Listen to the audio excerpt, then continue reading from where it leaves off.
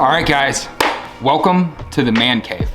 So with the ability to do longer form stuff on YouTube, I wanted to start going over some of the gear that I kind of carry around with me every day, my thought process behind the gear, and I want to spur a conversation in the community about what do you guys carry? What are your thoughts on what I carry? What are some things that I should add to it? And do you think I should take things away from it? Pro tip, I'm not taking anything away from it, but I might add some stuff to it. So let's get into it. So this week we're gonna talk about my active shooter response setup that I carry around in my truck.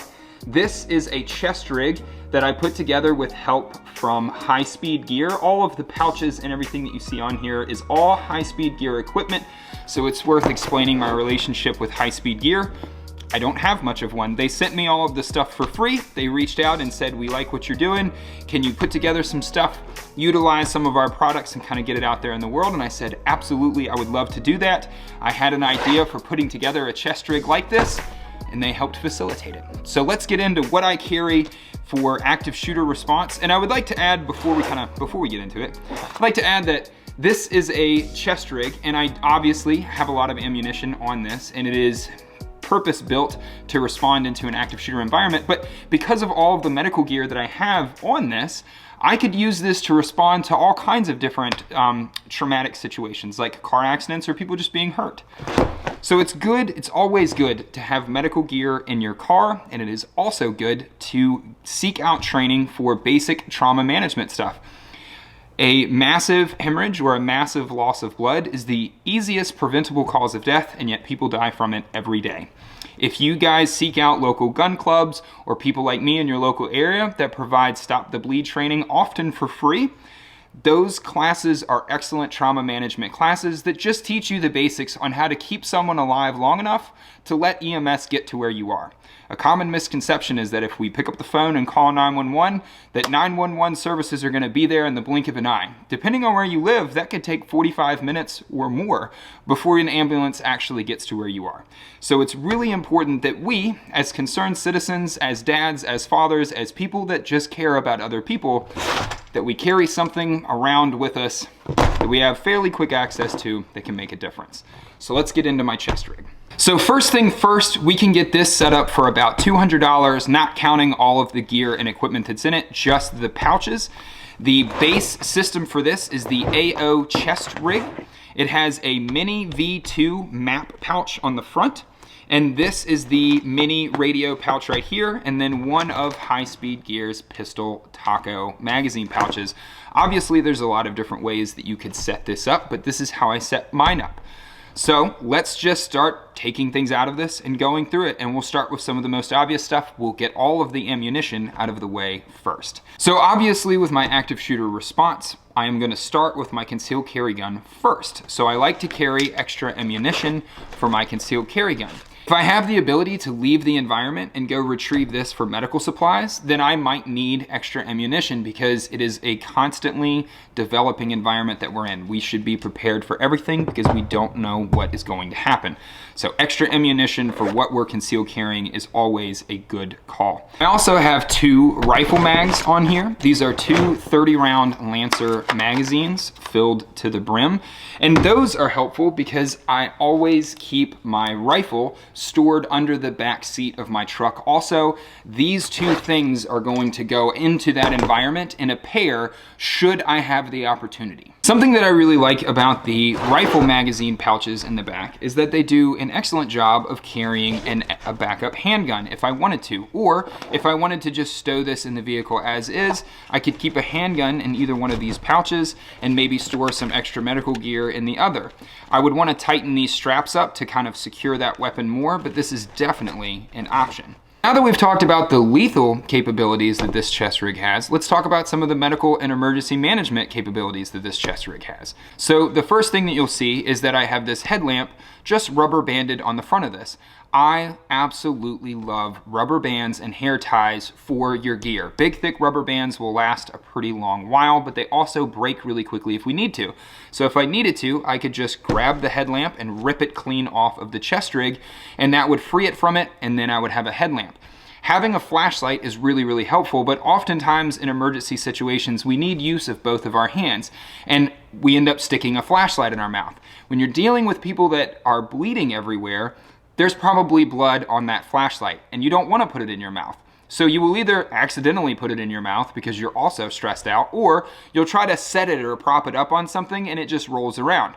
That is why my headlamp is directly on the outside of my chest rig and rubber banded on the front of it the way that it is, because I can take this and throw this whole rig in on the dashboard of a car, turn my headlamp on, and illuminate the entire interior of that vehicle.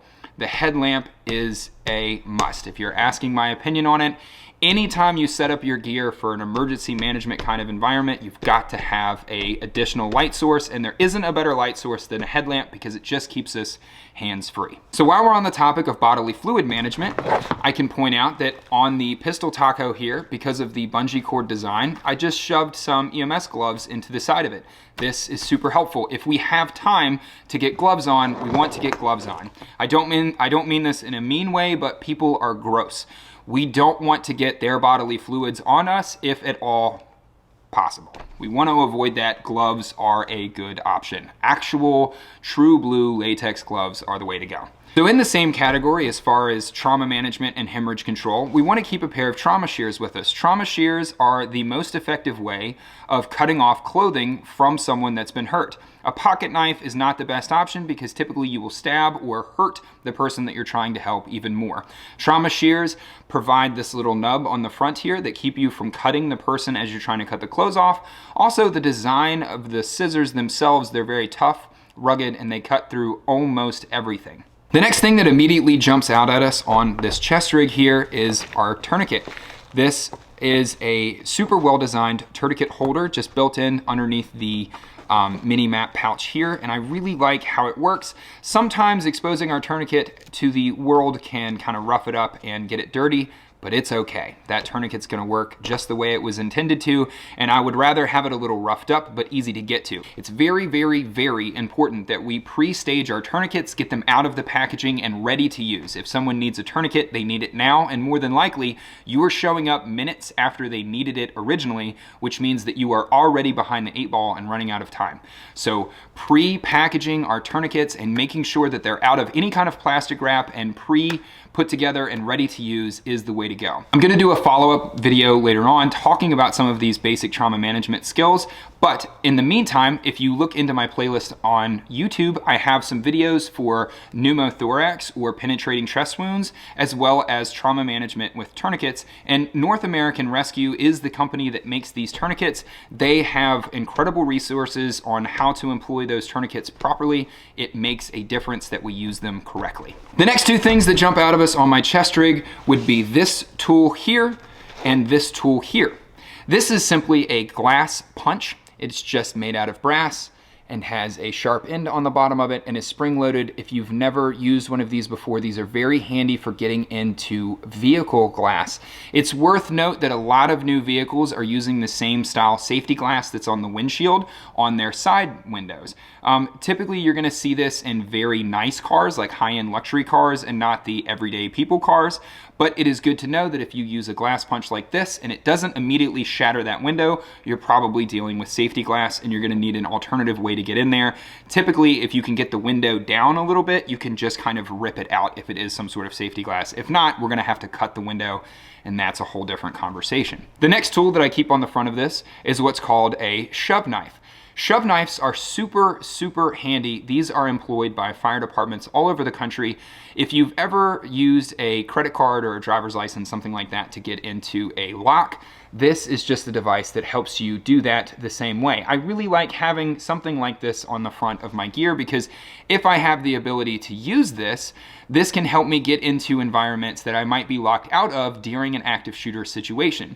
That is going to be because of the fact that an active shooter might have started inside of an environment that was employee only or behind locked doors. It could also be because of the standard operating procedures of wherever he started shooting people, that facility might be locking doors down. A simple tool like a shove knife could help us get access to those people. A shove knife is also a super nice item to keep in your everyday carry and just in your pocket, because if you find yourself in that environment, you might use one to get out of the environment. I won't say that a shove knife will solve all problems, but it is a pretty handy tool. Now let's open up the MiniMap V2 pouch on the front of the AO chest rig here and see what kind of medical equipment we've got. So inside of the MiniMap V2, I'm saying it a bunch of times because I keep saying it wrong and I want to say it right. So inside of the MiniMap V2 here, we have another essential tool. In my mind, a good Gerber goes a long ways. There is all kinds of handy tools in here to include a knife, basic screwdrivers, wedges, a saw attachment. If you've ever been around anybody that's been in the military or a firefighter or a cop, they all swear by carrying a Gerber. You will use this more than you think you will, and along with the trauma shears, both of these things are just kind of handy items to have inside your vehicle. You'd be surprised how often you use them. The next thing inside of my MiniMap V2 pouch is space blankets. So these MedSource emergency blankets come in a lot of different, I don't want to say shapes and sizes because they're all basically the same shape and size, but you can buy them from different companies at different price points. But what they are is those kind of aluminum foil looking space blankets. These are super important because as someone begins to lose blood inside of a trauma environment, one of the things that they're going to deal with is a drop in body temperature. A simple blanket like this can help maintain a lot of their body temperature, and that helps increase the potential positive outcome for those people. So at the end of all of our trauma management, we want to always cover our patients with something to maintain body temperature. A simple space blanket like this, combined with clothing from people in the environment or large heavy blankets, can do an incredible job of using that person's own body heat to help defeat some of the negative things that are happening during those trauma environments. Those can also be employed inside of the event that you just find yourself stranded in your vehicle or you need something to keep yourself warm for whatever emergency situation you get into. Space blankets are super handy to keep. Next thing that we have in this pouch here is a little bit of compression gauze and some medical tape. Now the compression gauze is in here just because it's very handy. It's good to have around. A little bit of medical tape along with compression gauze can kind of make poor man band-aids, but a good rule when we're talking about trauma management is if it needs a band-aid, it doesn't need a band-aid. We are not worried about maintaining the cleanliness of someone's wound inside of a trauma management environment. We are just trying to keep that person alive. Another helpful use for trauma gauze like this is being able to pack wounds with the trauma gauze. But I would say that when I teach basic trauma management, we don't go over any of those things. Tourniquets and chest seals are what we're focusing on.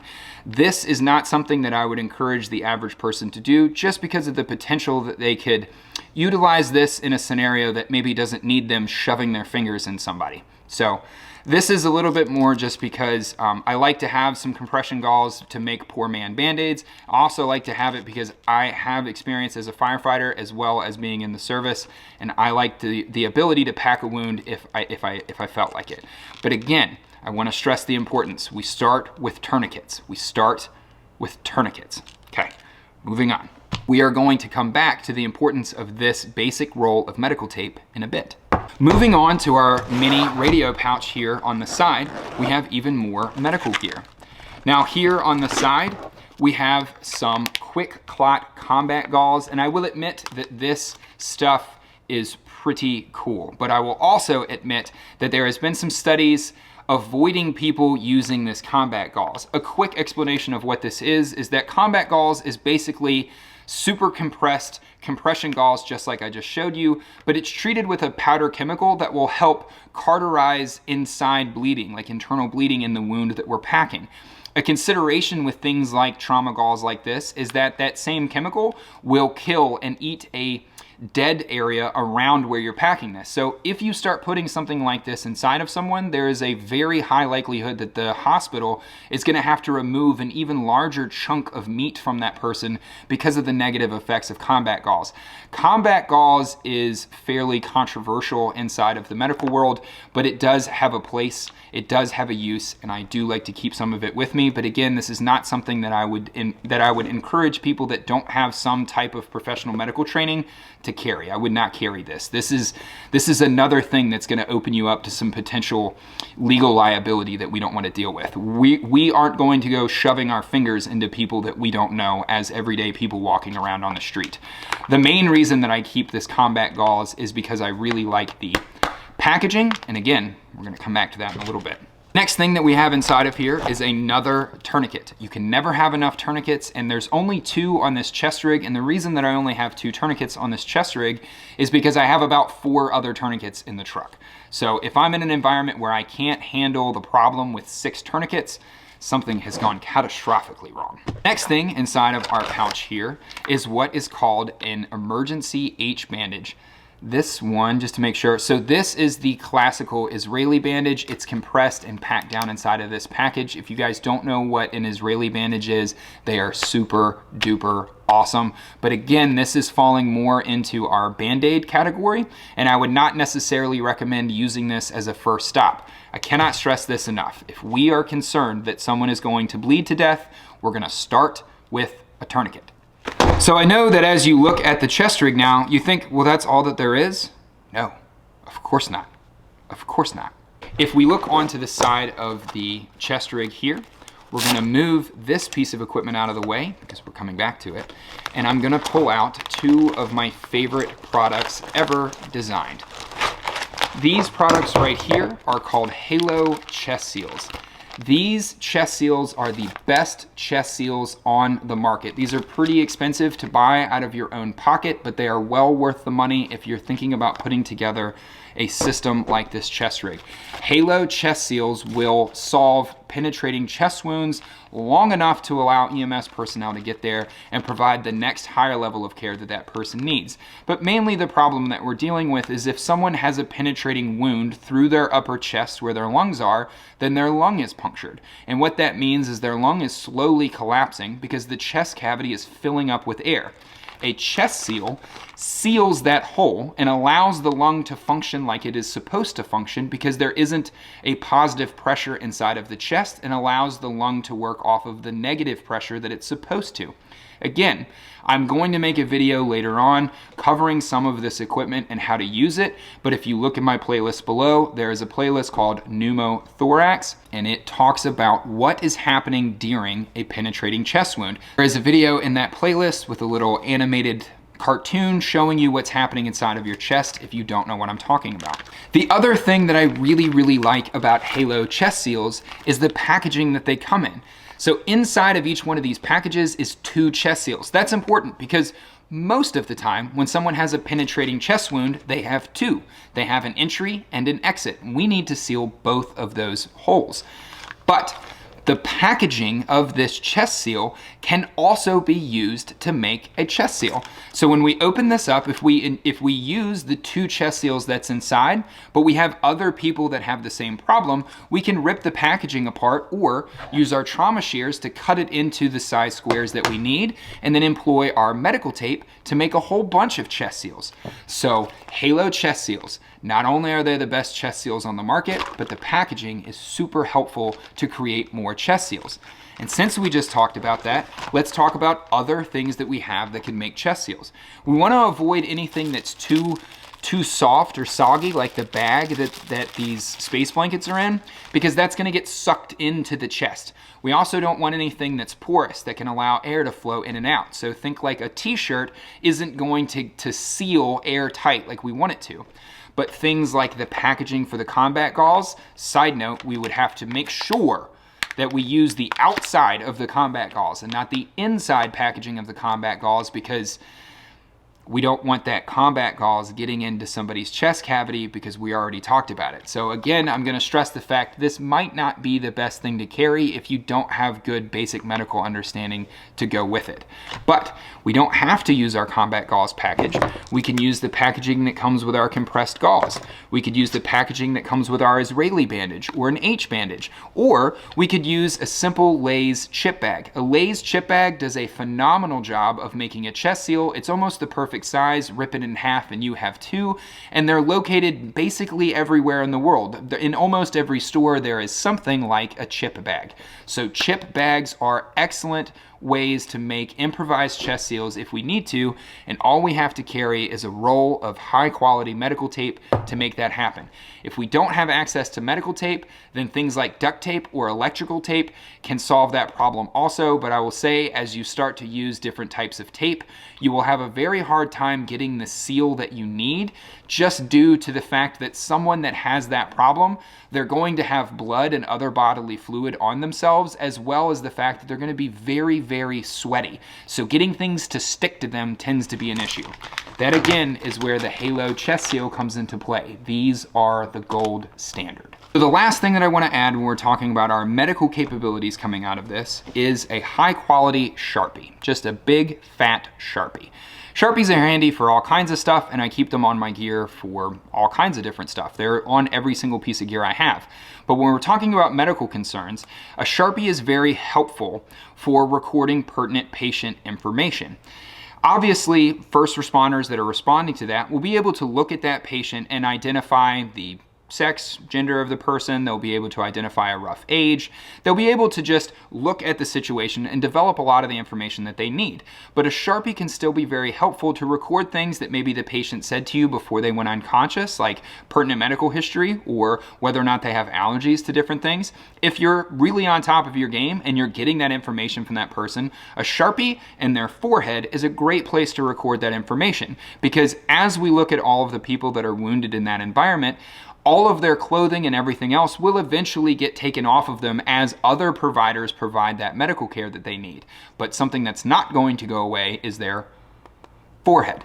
It is also a good stress management tool, because as we look to triage multiple people that are hurt, we're looking for people that we can record information on their foreheads, and people that don't have foreheads don't need information recorded. A great way to record information about your patient, on your patient, in a place that's hard to miss. There is an old standard about recording the time in which a tourniquet went on. If you look at any of North American Rescue's tourniquets, they have this handy dandy little cover to keep the windlass in place, and it says time on there. This comes from an age when we were very concerned with keeping a tourniquet on a limb for no more than 4 hours. There has been a lot of research done into the combat environments that has made that somewhat of a questionable timeline. I'm not going to necessarily contradict some of the training that's out there, but I will say that there has been a lot of examples where that 4-hour timeline doesn't actually matter that much. And also, when we're talking about active shooter response, there is a high likelihood that someone that received a tourniquet is going to be at a much higher level of like surgical care in that 4-hour window. So recording the time the tourniquet went on is not as necessary, but it can still be handy to record some pertinent medical information about our person, about our patients with our Sharpie.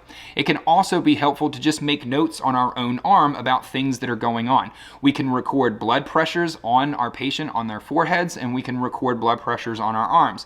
That can help us track how that person is doing over time. Are they beginning to fall off of a cliff and decompensate, or are they kind of maintaining where they're at? Again, some of the actual practical application of this stuff is for a different day. Now that we've talked about providing medical care to people, the next thing that we need to talk about is being able to get out of those environments. And I have a simple solution for being able to drag at least one person, if not multiple people. So on the front of my rig here, you can see that there's this braided piece of 550 cord with a simple carabiner. This is secured to the chest rig again with a rubber band, because I can just blow that rubber band off if I need to and get access to this handy dandy little drag strap. So what I made here is I braided some 550 cord and I made a drag strap with a handle and a strap. And I put a non-locking carabiner on here. There's a lot of arguments about when to use locking and when not to use locking carabiners. My personal opinion, if you're making something that's like a drag strap in this environment, a non-locking carabiner is gonna be the way to go. Speed and ability to get this onto someone is gonna matter a little bit more than my fear of this hooking on stuff that I don't want it to.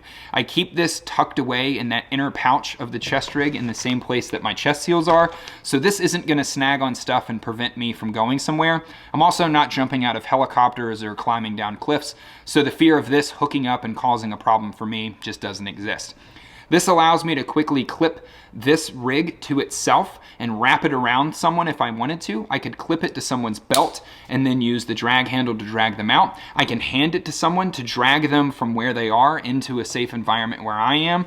There's a lot of really handy uses for this. this is just my own personal little thing. Having something to drag someone with is a whole lot easier than picking people up. It doesn't seem like a 170-pound person would be all that difficult to move, but unconscious people are basically giant bags of mayonnaise, and they're very, very, very, very hard to move. So something that you can hook up onto them and drag them with is much easier. Again, that's kind of a conversation for a different day. Last thing that I want to go over with the AO chest rig here, product plugs, is that I keep all of the chest straps closed up in the back behind this little Velcro cover on the back. So I can just, if I wanted to, I could grab this and carry it around by the handle and not have anything dangly that's gonna hook on stuff. You get hooked on stuff more than you think you do when you have straps dangling everywhere. So we always wanna make sure that we don't have anything dangling off of stuff like this. If you're gonna employ this into a stressful environment, no dangly straps. So the ability to grab this by the handle and just carry it where I need to is super awesome. And if I need to grab the straps out of it and get it on, they're too easy to pull out of that back. The other nice thing about the fact that this is a chest rig is it has a belly strap on the back to keep it from flapping around on us if we had to run around. But if I quickly pop that off, I can then add something like, I think that this pouch is from T-Rex Arms, but it has two male-sided, I don't know what you call these things, clips? We're just gonna go with the word clips. It has two male-sided clips on here that can clip into those and allow me to carry more tactical-based gear, more ammunition. And I will admit that this does flop around a little bit. This isn't how I would typically set this up. I would want this the opposite way. I would want the heavy part heavily secured to my chest with all of the medical gear kind of flopping around on my belly. But in a pinch, if I felt like I really needed a high volume of ammunition in that environment, this would give me 6 magazines plus the magazine in the gun. That's a lot of ammo. So highly unlikely that you would need that, but this is a quick way to add some additional ammunition to our medical supplies and to all the other capabilities that the chest rig has. So that's my active shooter response kit that I keep in the truck. And as you guys could tell from the medical gear that I laid out on the table, I'm not carrying a ton of medical gear, mainly because there's only so much that you can do and there's only so much that I can carry, but also because I plan heavily to use field expedient medical care in those environments. FBI statistics and understanding where active shooter environments tend to be located, there is going to be an abundance of field expedient products in that environment that I can turn into life-saving medical gear. So that will be another video that we go over, how to use the environment around you to create medical gear, but you don't have to carry a ton of stuff to make a big difference. So big shout out to High Speed Gear for providing this chest rig setup for me to be able to have an active shooter kit. Big shout out to everybody that watched the video because it means that you guys care about making a difference in your world, and I don't think there's anything more important than that. So as always guys, remember, it's okay to be dangerous, and I'll see you soon. So the last part of the video, we've got a little bit of housekeeping, a giant round of applause for Mr. John Nicks. So as some of you guys know, if you watch my Instagram content, me and Mr. Captain Ron himself, who goes by the Life of Ron here on YouTube, we've had a competition going on for the last month for who could have the fastest concealed carry draw with a single shot onto C-zone steel at 10 yards. And today we are here to announce the winner. Congratulations to Mr. John Nicks.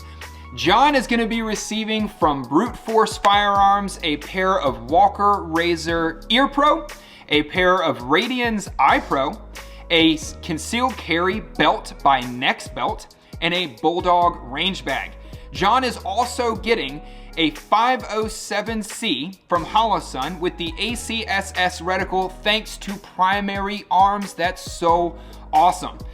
John is also receiving 2 full-size Infinity targets from Infinite Defense, and if all of that wasn't enough, Nautilus Ammunition has given us 500 rounds to send over to John. So everybody join me together, everybody join in with me and give Mr. John Nicks a big shout out. John pulled down a .61 to win that competition. John, That is some excellent shooting, man. Excellent shooting. So super excited to announce the winner of that competition. And if you don't follow me on Instagram, you should jump over onto Instagram. I really like to do interactive giveaways versus just like, click, follow, share kind of stuff that's dumb. We should do giveaways that reward people for putting in the work. So get out there, do some hard work, guys. You never know what the next competition will be. I currently have a competition running for no reward, just bragging rights on who can pull down the fastest draw and shoot of a 9mm casing at 7 yards. And again, John Nix is leading that with what I believe is a 1.6 or a 1.8. I'll have to check the B-roll because it keeps getting faster every single time he messages me. So Mr. John Nix, you are putting up an excellent standard for everybody else to keep out there. Keep being a dangerous dad. Keep doing what you're doing. Congratulations on everything that you got. And guys, for real, check out the Instagram because we're gonna keep doing these things.